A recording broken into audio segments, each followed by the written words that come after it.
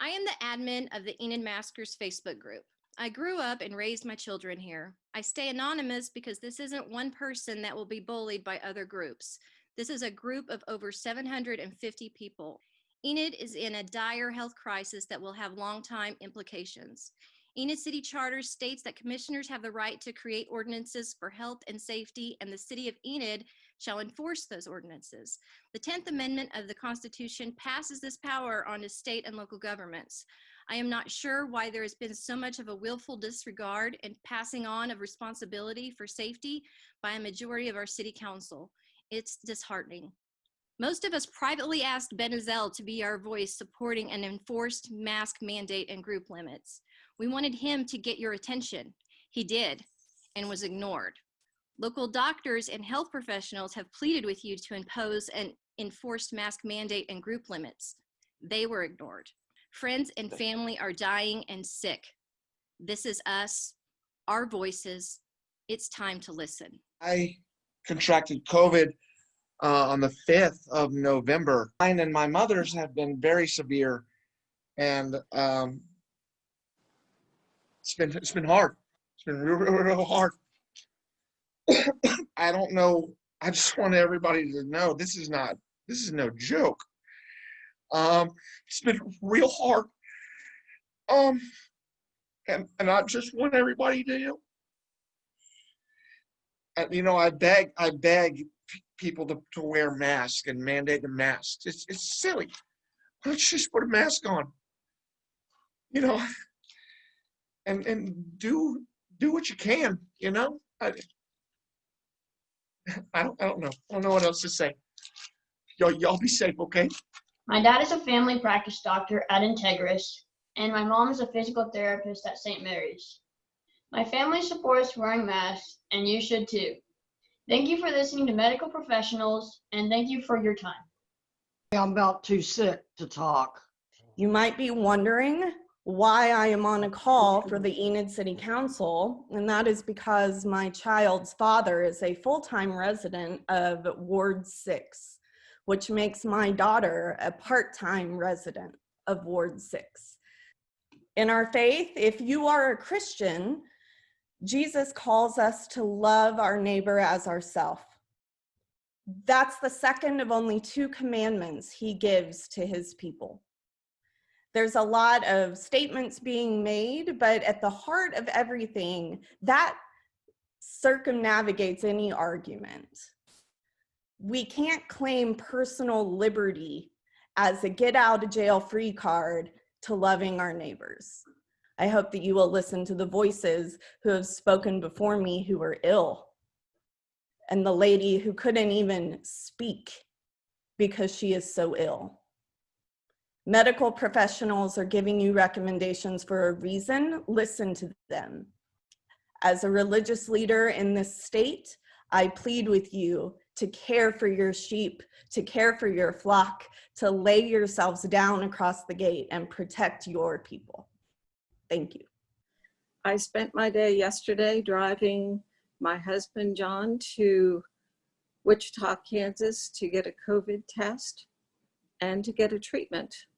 You need to get treatment soon, particularly those of us who are over 65 or those with chronic conditions. The medication, and I believe it's called monoclonal antibody infusion, needs to be administered within 4 to 5 days of your infection.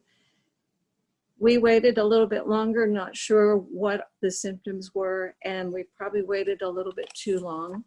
But we were very fortunate to get a test result last night and get the infusion. My husband is still quite sick. The other part of time that I want to mention is that now I have the time to wait and find out if he will recover, and the time that I have to wait to find out if I will get it also. I ask you to please sign a mask mandate. Thank you. To me, this matter is very simple, and it just comes down to loving your neighbor as yourself, as we've heard earlier today. As a teacher with EPS, I've seen the effectiveness of masks, both in my classroom with contacting my students and also with the day-to-day with coworkers. And it's for this reason that I ask for an enforced mask mandate and a limit to gathering sizes in our community. I'm sure none of you expected to be conducting life and death decisions of a pandemic when you ran for city council, but here you are. And I certainly never imagined that such decisions could possibly be controversial. The science is solidly behind the idea that masks significantly help reduce the spread of this very serious virus, but we need widespread use of masks to be effective. We require masks in our family business, which has operated at Enid for 6 decades. But when our customers and employees are out and about in a community which largely does not wear masks, we cannot keep our workplace safe. We cannot remain open when our employees become infected in the community. Same applies to keeping schools safe to remain open. We need the backing of a community-wide mask mandate, and we need it to be enforced. The personal responsibility concept has certainly shown very little personal responsibility. When I visited my grandchildren recently in San Antonio, I was pleasantly surprised. There is a mandate there. Everyone was wearing their mask properly and no one was complaining. Their positivity rate was half of what ours was. And I stimulated the economy there because I felt safer getting out. When I came home, I'm back to staying home. I'm not afraid of the virus. My fear is that I might transmit it to someone else. I could not bear being the cause of someone's misery or even their death. You've seen the reports of the spikes. You've heard the pleas from the healthcare workers who cannot stand much greater stress. Our one assignment during this pandemic was to not overburden the hospitals. Just slow down the spread. Give them time to come up with treatment and vaccines. Don't overburden the healthcare system, they asked of us. We have failed. Masks would have been the most effective way to attain that goal. It can and will get much worse if we continue on our current path. I cannot fathom how you could be against such an obvious life-saving act that takes such little effort or expense. To oppose wearing masks to protect each other is not logical or humane. We have to work together to slow the spread. You have in your power the ability to save lives. Please help and do the right thing. Thank you. We need a mask mandate. We shouldn't need one. People should be doing the right thing and masking up. But some folks just can't seem to do the right thing on their own. Let's do the right thing. Keep our businesses open, get our kids back to school. Thank you for listening. Anything that you decide is going to determine my health. I'm not sure I really like that, but that is the way it is. I taught first grade for 30 years. And anytime something was contagious in the room, we cleaned and scrubbed, and those kids who were contagious went home. If I was, I went home. That's being socially distant. Now, since this is so highly contagious, we're advised to wear a mask anytime we're in public. Please, please. I'd like to stay in Enid and stay healthy. Thank you for listening. The city commissioners and mayor, I hope that you will pass an enforceable mask mandate. Unfortunately, as others have said, this has become politicized and people aren't doing the right thing on their own. My 80-year-old aunt just left St. Mary's a couple of days ago, and she credits the staff there with saving her life. And her 89-year-old husband also contracted COVID. They don't know where, but it's likely due to the level of community spread here in Enid. They were extremely careful, but there were 2 asymptomatic staff that later tested positive. So it was likely there. And to me, that's just evidence it's impossible to really protect our elderly here in Enid, and we have a lot of them without masks, without a mask mandate, so that we can reduce community spread and flatten the curve. So I ask that you please pass this enforceable mask mandate, limit social gatherings, so that we can protect our own people. Thank you. This is a public health crisis. Your decision should be based in science, not religion, not politics. You have a council member who bothered to look at the science. He sought out credible scientific data and offered the best and most simple solution: wear a mask. As a part of the city council, you must bother to follow the advice of the medical professionals, scientists, and researchers. You shouldn't cave to pressure that isn't based in science. Don't wait until our healthcare system is completely broken before you act. Pass the mask mandate. Add enforcement language that has teeth.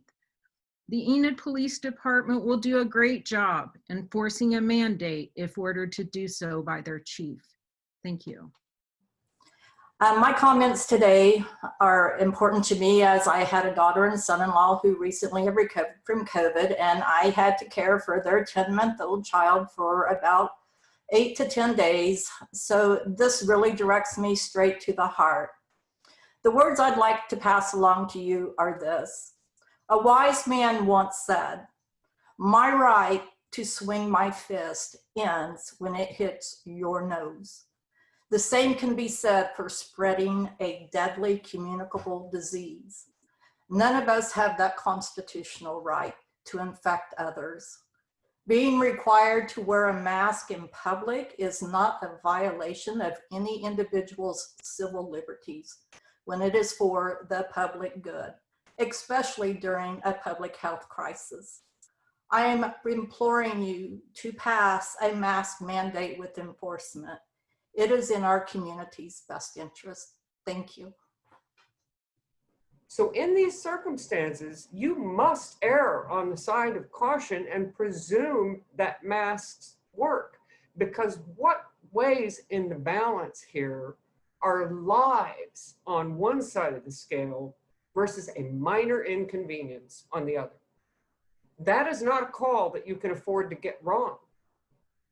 People opposed to a mask mandate say it is about their freedom. Well, life comes before liberty and the pursuit of happiness and the Declaration of Independence. Because without life, you cannot have freedom. So again, if you do not enact a mask mandate now with penalties, you will not have done all that you could do at this point to save the lives of the citizens for whom you are responsible. Are you okay with that? I hope not. I'm not okay with it. Please do the right thing. Enact a mask mandate. I thank you for your time. I wanted to compare this mask issue to something I was reading about recently, which is the issue of seatbelts. When the seatbelt was first developed, it was not mandated to be placed in every car. And in fact, as late as 1985, less than 15% of drivers were choosing to wear their seatbelts. And the death toll on the highway at that time was twice as high as it is now per miles driven. Despite clear evidence that seatbelts save lives, 65% of Americans were against mandatory seatbelt laws. They thought that it was safer to be thrown from a car during an accident, which might sound ridiculous to you now, but that's what a large vocal percentage of the population believed. Seatbelts were made mandatory in 1986, and now 90% of people wear their seatbelts regularly. There were people that didn't want to wear their seatbelts because they felt like it infringed on their freedoms. But we have data now to prove that you are 45% less likely to die in a wreck while wearing a seatbelt. And we also know that not wearing a seatbelt makes you a danger to others. And in that way, they are very similar to masks, because masks not only protect you, they protect other people around you, because it very much decreases the distance that your droplets, your bacteria can spread, that virus can spread through the community when you're wearing a mask. Please do not be on the wrong side of science and history. My grandparents fought in a war to improve my life, and I can wear a millimeter of fabric over my mouth to save your life. We have to mandate masks in Enid in the name of public safety. Thank you. I've been teaching at Autry Tech for the past 28 years. This year has been very challenging, to say the very least. I have been so disappointed in you, the majority of our city leaders, who have taken this pandemic so lightly. Watching local nurses and doctors literally begging people to wear masks to slow the spread has been heartbreaking. Mask and social distancing work. I've watched it work in my own classroom, in my school, and in communities that have mandated masks. Mayor and city councilmen, I implore you to reconsider your previous decision and pass and enforce mask mandate. I heard our police chief state it would be hard to enforce. I know that other safety mandates, seat belts, car seats, texting and driving are equally difficult to enforce. The virus is real and deadly to many. It can adversely affect anyone of any age. One of my dear friends buried her 35-year-old husband yesterday after he lost his battle with COVID in less than 5 days. I pray that your hearts, minds, and souls are touched today by the havoc this pandemic is having here on our local community. I ask that you vote to pass the mask mandate with consequences. The Enid that I've witnessed these last, particularly 6 months, is not the Enid I experienced when I moved here 18 years ago. Nor is it the Enid I remember when I was a college student in the early 1970s. I speak in favor of a mask mandate. To paraphrase a voice from history, ask not what others can do for you, but ask what you can do for others. Wearing a mask is a very simple thing you can do to help others. Thank you. Ward 3, and I want to thank Ben for what all he has done. I support a mask mandate to protect my loved ones and myself. You know, it's scary out there. I'm scared to go out there. I want to, protect all Enid residents and to help our healthcare workers and to keep our businesses open. And hearing everybody before me, it's really touched my heart. And I want to thank everybody and thank you guys. Thank you.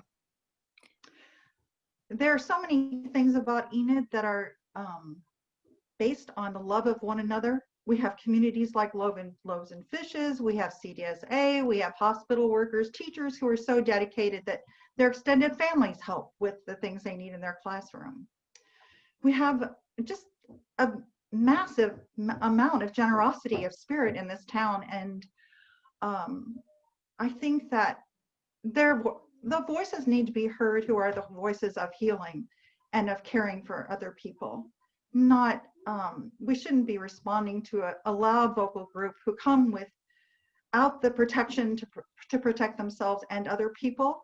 I mean, it made it so that we weren't safe to even come to the city council meetings. I wouldn't have felt safe going there after they showed up in such an aggressive way, not caring who they infected with this disease. The pandemic is worldwide. It isn't a political question at all. And I just hope that as a city council, you can see Enid for what we are, and please vote to protect us. So I want to bring up that when this first came about, those against this made it clear to you guys that it wasn't about wearing the mask. They had no problem wearing the mask. It was being told to wear the mask. So you folded, you voted against the mask mandate. You gave them an opportunity to prove everybody that it wasn't about wearing the mask. It was about being told. And they've made it clear that they're not wearing masks. Again, it came to you guys and it became I'll vote you out if you don't do this. Our liberties, it hasn't worked their way. I think that you guys have voted this thing down for all of the wrong reasons. It's not political. It's not a popularity contest. And it's time that you vote in favor of a mask mandate for all the right reasons this time. Because if you don't, it's going to lead to further issues that are going to be on your hands, not ours.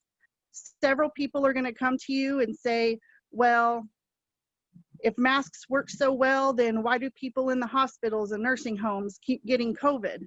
Well, do you think that the staff just stay there at the hospital and those nursing homes 24 hours a day, 7 days a week? No, they don't.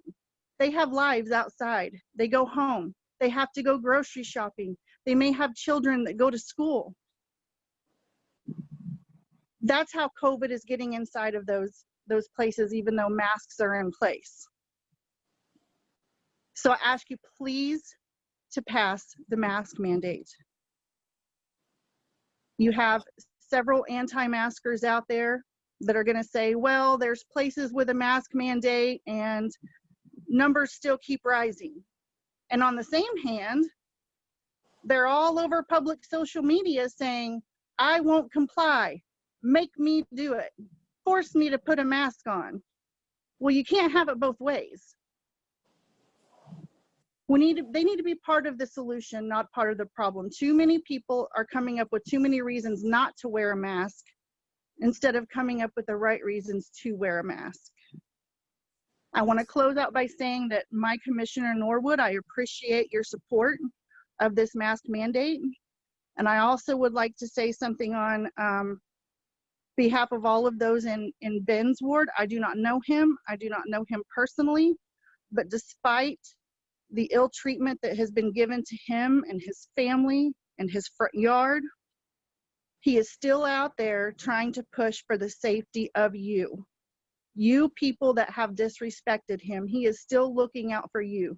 And I don't know about any of you guys, but that's the kind of person I want leading my community.